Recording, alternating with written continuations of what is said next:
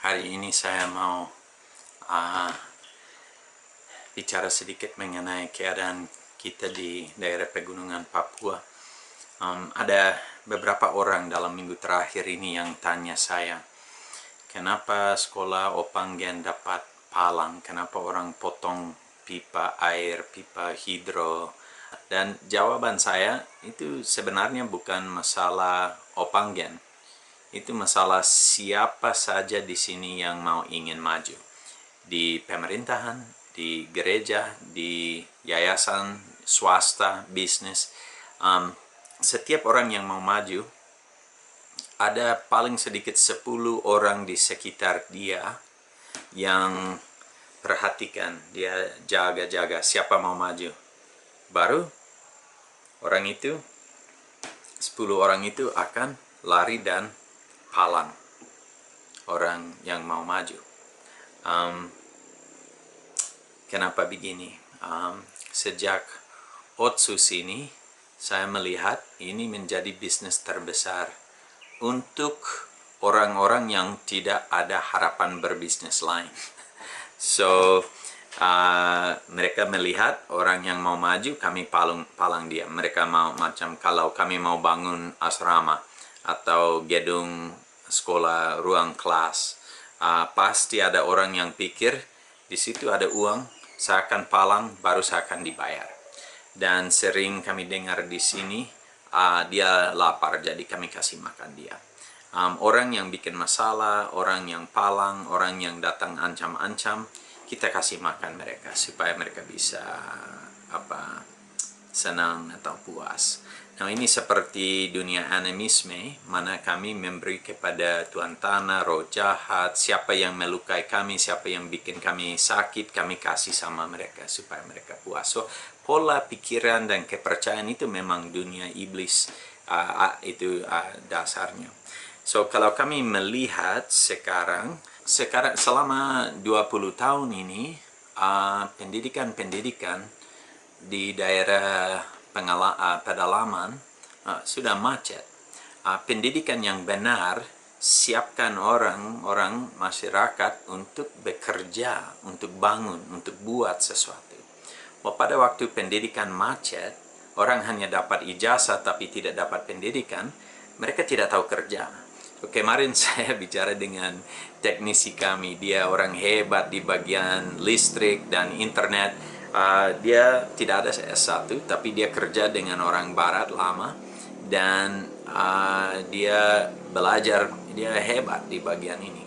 Dan saya cerita, dan dia bilang, aduh, setiap kali saya ke Wamena, teman-teman orang-orang situ bilang, keluar dari situ, jadi PNS dan ini. Baru dia punya jawaban, bilang, saya tahu kerja, saya tidak perlu menjadi PNS, karena tempat saya orang tahu kerja, baru mereka bisa berkembang, mereka bisa berhasil.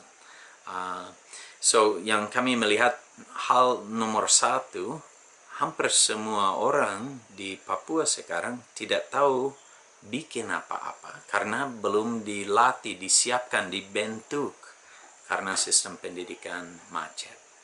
So, orang yang tidak tahu buat apa-apa hanya bisa palang orang lain dan ambil dari mereka. So, itu nomor satu. Nomor dua, kembali ke dunia animisme.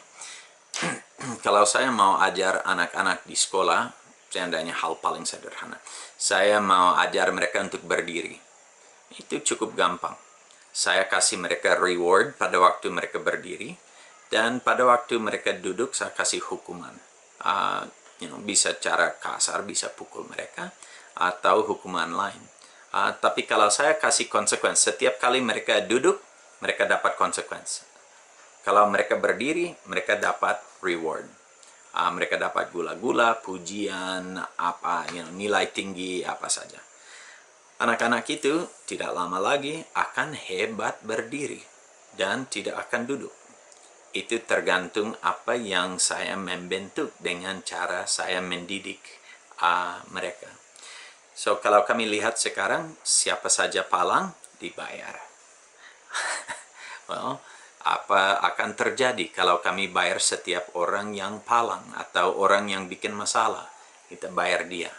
Well, masalah palang akan berkurang atau bertambah? Jelas itu akan bertambah. Jadi setiap kali kami bayar mereka, itu akan tambah, kelakuan itu akan bertambah. Nah, kalau tentara polisi datang dengan senjata dan pukul orang atau tembak atau apa, atau masyarakat tidak sabar dengan ini dan siapa palang dapat hantam, palang-palang akan langsung hilang. Tapi rakyat di sini membentuk sistem palang. Jadi bukan hanya palang jalan, tapi palang bangunan, palang gereja, palang sekolah seperti Opanggen. Jadi rakyat yang membentuk ini, dan itu sekarang berkembang luar biasa sampai hampir tidak ada orang yang bisa maju atau bangun apa-apa di Papua, karena satu orang tidak bisa lawan 10 orang. Jadi kita harus berpikir baik-baik, kita akan terus-menerus membentuk sistem palang atau kita tidak akan sabar lagi dengan budaya palang yang dibentuk dalam 20 tahun terakhir ini. Terima kasih banyak, harap pikiran, sumbangan, ide saya bisa menolong dalam proses membangun masa depan yang baik untuk Papua.